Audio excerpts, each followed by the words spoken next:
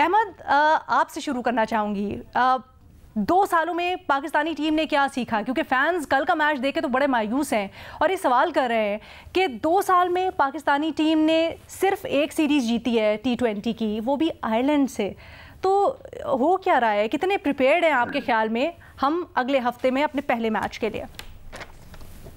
देखिए, हमने पहले भी बारहा ये बात की है कि हम लोग बिल्कुल भी प्रिपेयर नहीं है और इसमें झूठ बोलने वाली कोई बात नहीं है। बाबर आजम से भी जब ये क्वेश्चन हुआ प्रेस कॉन्फ्रेंस के अंदर कि आप मुतमईन है अपनी प्रेपरेशन से, तो उन्होंने इस बात को जस्टिफाई कर दिया, वो घुमा के ले गए कि ये 7 सिलेक्टर्स पे बनी हुई टीम है। उन्होंने ये नहीं एक दफा भी कहना गवारा किया कि हाँ जी हम बिल्कुल प्रिपेयर है, क्योंकि उनको भी पता है वो प्रिपेयर नहीं है।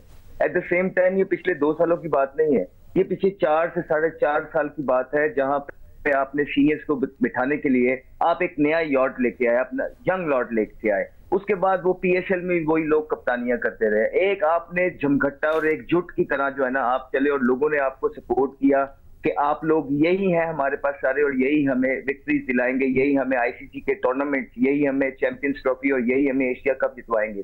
क्या हमने देख लिया? क्या हमने वो लोग जो बाहर किए थे उनको दोबारा से वापस लाना नहीं पड़ गया? क्या आपने अभी दोबारा उनकी तरफ घूम के चीजें नहीं की हैं? और उसके बड़ी बात यह है कि एक बंदा भी अपनी डिफीट मानने के लिए तैयार नहीं है। किसी एक इंसान ने आज तक हाथ उठा के ये नहीं कहा कि हाँ जी मैं सारी चीजें करता रहा हूं, मेरे हाथ में कंट्रोल था, अगर इस टीम में मिडिल ऑर्डर नहीं है तो ये हमारी गलती है, अगर हमारा स्ट्राइक रेट अच्छा नहीं है तो ये हमारी गलती है, अगर हमारी स्पिन अटैक अभी तक स्टेबल नहीं है तो ये हमारी गलती है, अगर हमारी प्रेपरेशन पूरी नहीं है तो ये हमारी गलती है, अगर हमारी फास्ट बॉलर जो इतनी जबरदस्त थी उनका ये हाल है कि आप लोग अब चेस करने जाना प्रेफर करते हैं रादर देन बॉलिंग सेकंड, तो ये हमारी गलती है। किसी एक ने भी आज तक ये किसी का अवाम को नहीं बताया, इस 24 करोड़ अवाम को जिसके दिल इस टीम के साथ धड़कते हैं, किसी ने इनको हकायक नहीं बताया। सब ने अपनी अपनी चीजें सोशल मीडिया पे। जब आप कहते हैं कि बाबर ने भी सिलेक्टर्स के ऊपर डाल दिया, तो आप जिम्मेदार किसको समझते हैं? क्या सिलेक्टर्स ने जिस तरह से टीम बनाई, जिसके हाथ में कंट्रोल था या फिर बाबर एज अ कैप्टन, वही जिम्मेदार है? सुनिए लीना, बात यह है कि ऐसा कि ये बात अभी की नहीं है। आप इसको अभी से कनेक्ट नहीं, ये जो परफॉर्मेंसेस हैं आप उनको रीसेंट पास्ट से कनेक्ट मत कीजिए, आप इनको कनेक्ट कीजिए पिछले 4, 4.5, 5 सालों में, जब आपने ये वादे और दावे किए थे कि ये टीमें आपको जितवा के देंगी। उस टाइम पे किसका रोक था? बाबर आजम थे जो लीड कर रहे थे, बाबर आजम थे जिनके हाथ में सारा कंट्रोल था, बाबर आजम थे जिन चेयरमैनों ने आके बोला कि इनके आगे तो दुनिया भी नजर नहीं आ रही। जो टीम मैनेजमेंट आती थी सारे आप लोग उन पे डिक्टेट करते थे और अपनी मर्जी के फैसले, अपनी मर्जी के प्लेयर्स आप लोग खिलाते थे। तो उसके बाद ये कैसे हो सकता है कि जो बिल्कुल अभी ये सारी चीजें खराब हो गई हैं?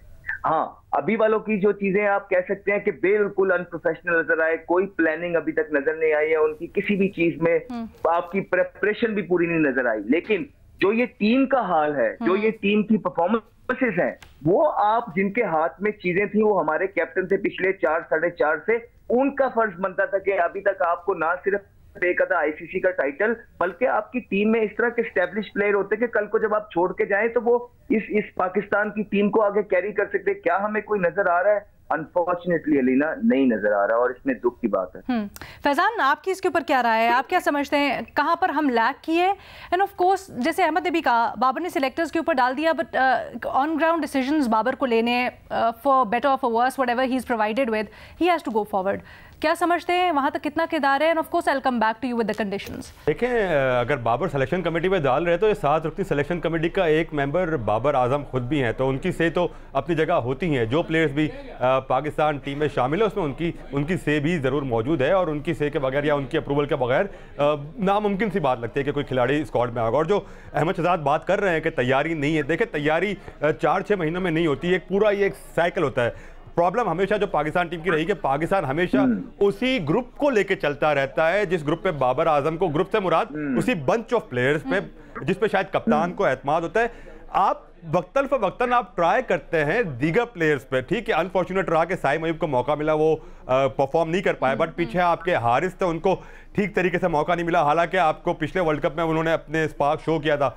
हारिस एक अच्छा विकेट कीपिंग ऑप्शन भी आपके पास हो सकता था, और भी प्लेयर्स ऐसे हैं, उसामा मीर को ठीक तरह मौका नहीं मिल सका। ऐसे प्लेयर्स आपके पास मौजूद है जो पीएसएल में परफॉर्म करते रहे, जो डोमेस्टिक में परफॉर्म करते रहे, जो डिजर्व करते थे कि उनको पीसीएस में सही तरह मौका मिलता, अगर उनको तवातर के साथ मौके मिलते रहते और साथ साथ जो आपका कोर ग्रुप है वो भी चलता रहता, तो आज आपके पास एक शेप होती कि आपकी जो प्लेइंग स्ट्रेंथ है वो भी रेडी होती और बेंच स्ट्रेंथ है वो भी रेडी होती। तो अब कहीं कहीं ये लगता है कि हम आगे की बात अब करते हैं, थोड़ी सी आगे की बात। ये बताएं अब जो हमारे पास 15 हैं, खेलना हमने उन्हीं के साथ है, कंडीशंस कैसी हैं यूएसए की खास तौर पर, क्योंकि वहाँ पर ना हमने पहले कभी खेला ना वहाँ की उस तरह से पिचेस से हमें पता है कि क्या होंगी कैसी होंगी। आपकी प्रेडिक्शन क्या है इसके बारे में? देखिए, वेस्ट इंडीज की जो 3 वेन्यूज है उसमें से 2 पे तो पिछले न्यूयॉर्क की तो बिल्कुल ही ताज़ा वेन्यू है, तो अभी हम कुछ प्रेडिक्ट नहीं कर सकते कि वहाँ कंडीशंस कैसी होंगी। आपका अपना डैलस में भी पिछले 2 साल से कोई ऑफिशियल T20 मैच नहीं हुआ, तो उसकी कंडीशन का भी आप इतने ज़्यादा अंदाज़ा नहीं लगा सकते कि प्रेजेंट करंट कंडीशंस कैसी है। सिर्फ फ्लोरिडा में आपके मैचेस हुए या इवन एंटीगा में भी पिछले 2 साल में आपके कोई T20 मैचेस इंक्लूडिंग लीग के मैचेस नहीं हुए। तो ये ऐसी वेन्यूज है जहाँ पे पिछले 2 साल में कोई मैचेस नहीं हुए, तो यू डोंट नो कि अगर उसकी प्रेजेंट कंडीशंस कैसी है, कुछ वहाँ की बिहेवियर में चेंज हुआ, अगर हम इवन उनकी रेपुटेशन पे भी जाए या दीगर कंडीशन पे भी जाए, तो आई डोंट थिंक के इतने ज्यादा यहाँ पे गो कि कल वार्म अप मैच में हमने 257 होते देखा, लेकिन जब प्रॉपर क्रिकेट हो रही होगी तो आपके जो पार स्कोर्स हैं वो आपको यहाँ पे 180 से 200 के दरमियान ही पार स्कोर होते दिखाई देंगे। ज्यादा बड़े हाई स्कोर हर मैच में नहीं होते दिखाई देंगे। स्लो सी अमूमी तौर पे इन कंडीशंस के जो वेस्ट इंडीज की विकेट्स है वो तो थोड़ी सी स्लो ही होंगी, वहां पे आप इतने ज्यादा हाई स्कोरिंग मैचेस एक्सपेक्ट नहीं कर सकते। या इवन जो फ्लोरिडा की आपकी कंडीशंस है वहां भी आपका जो स्कोर एवरेज स्कोर आ रहा है वो 184 आ रहा है। But again